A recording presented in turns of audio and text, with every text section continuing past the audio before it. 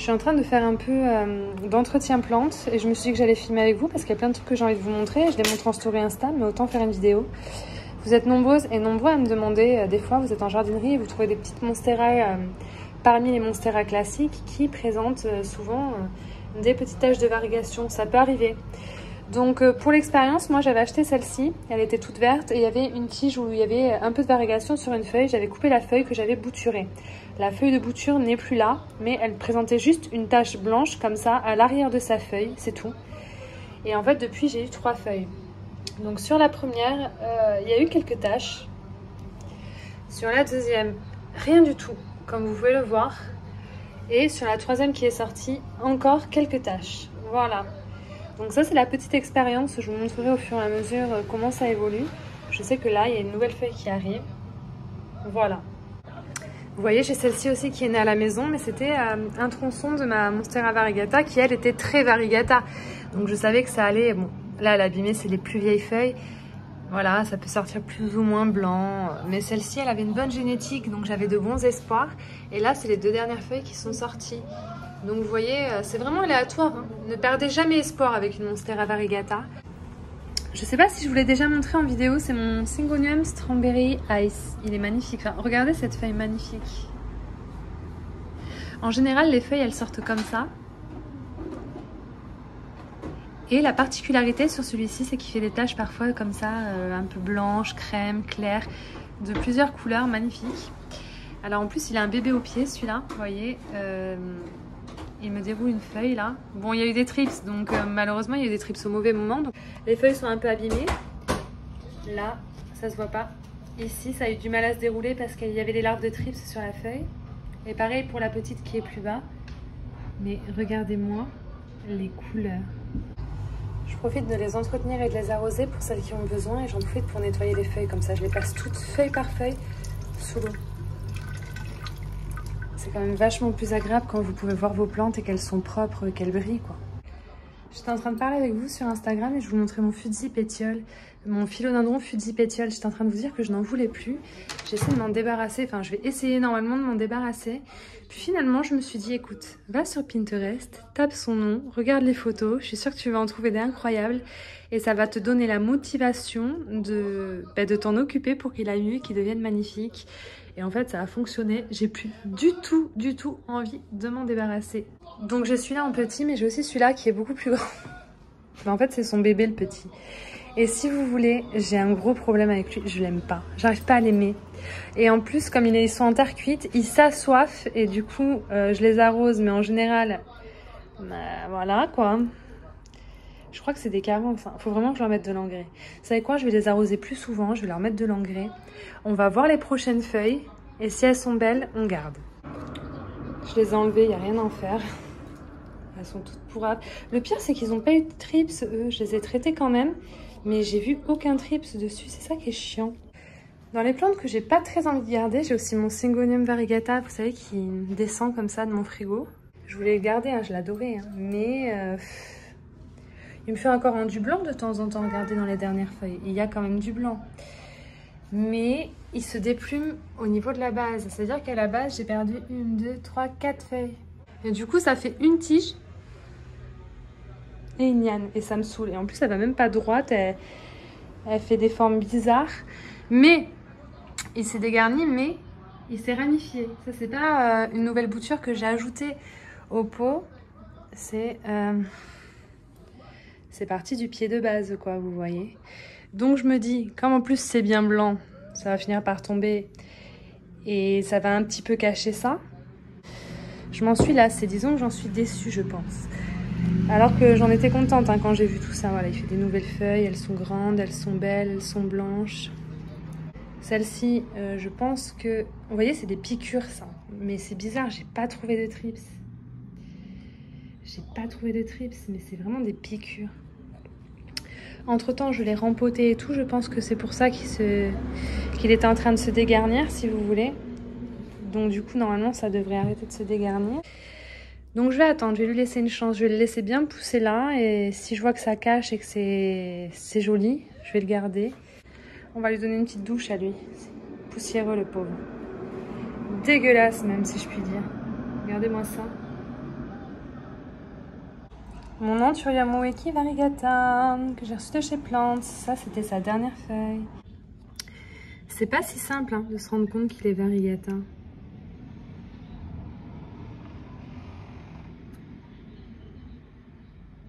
Je sais pas si vous allez voir.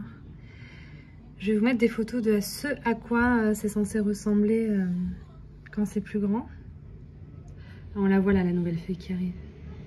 Et ben voilà, quand il veut le téléphone. Mais en fait, je manque de lumière. Parce que quand il y a de la lumière, la qualité, elle est tip top, quoi.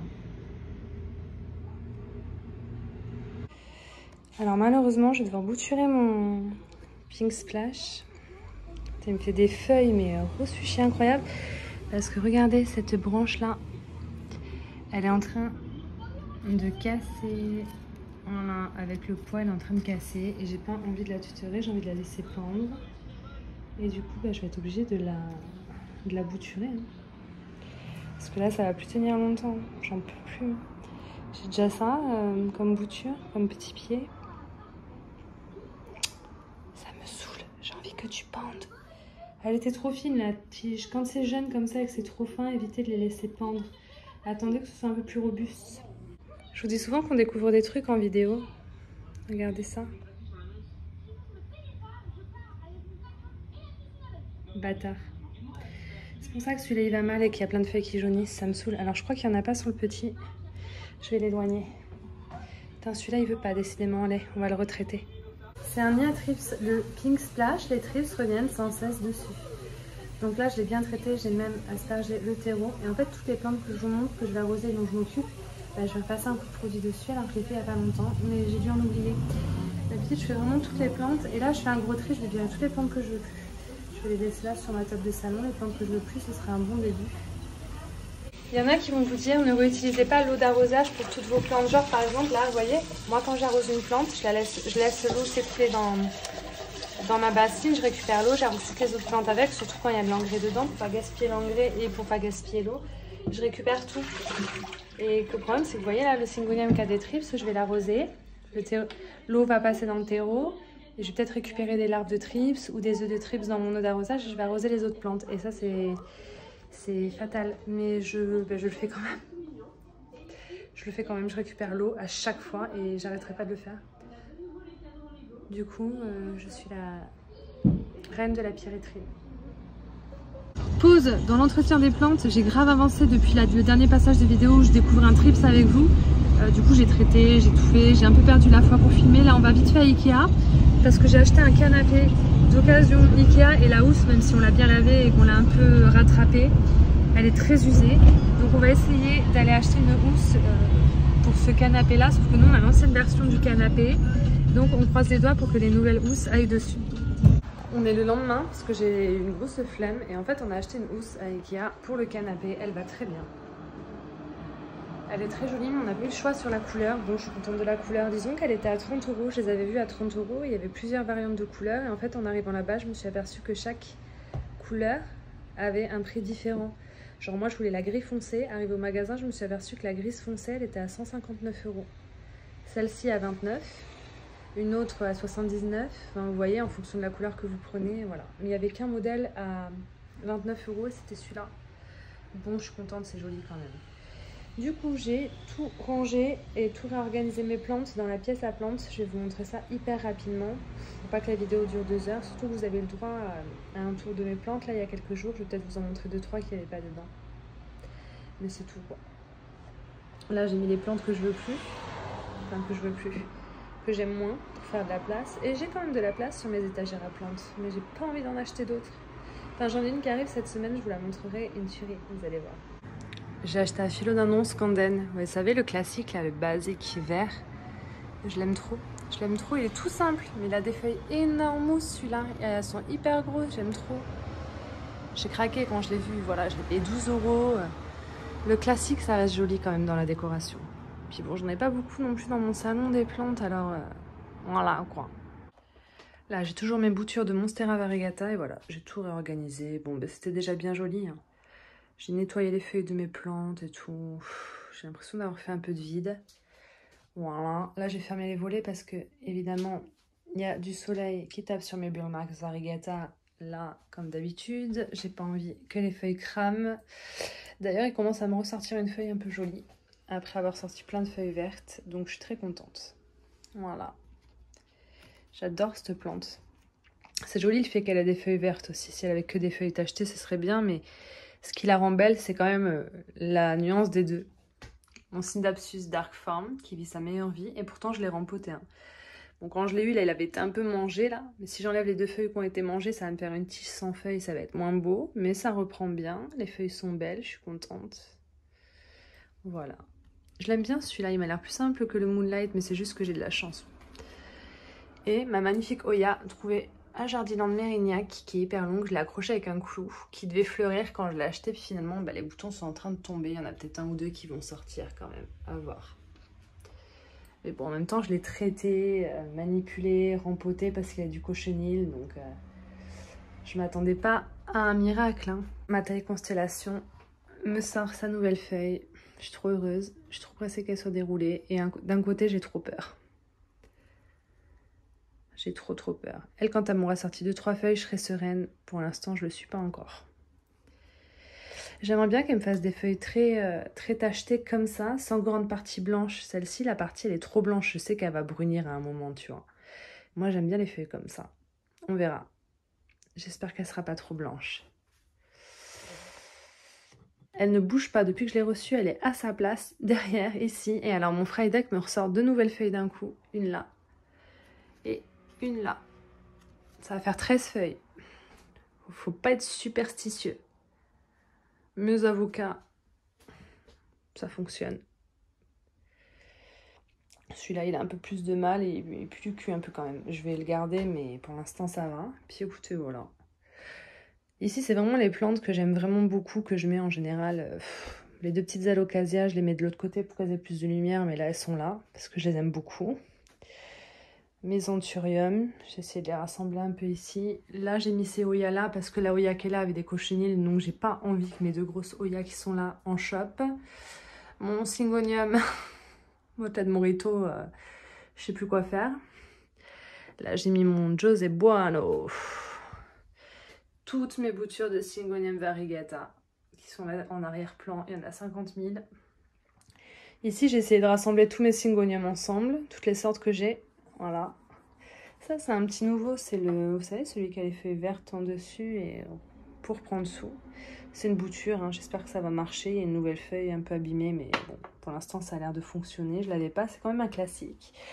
Là, j'ai mis mes piléas. J'en ai marre de mes piléas. Ils sont jamais beaux. Ils ont pas assez de lumière, apparemment. Et pourtant, ils sont en pleine lumière. Faudrait que je les mette dehors, mais je me connais, ils vont mourir.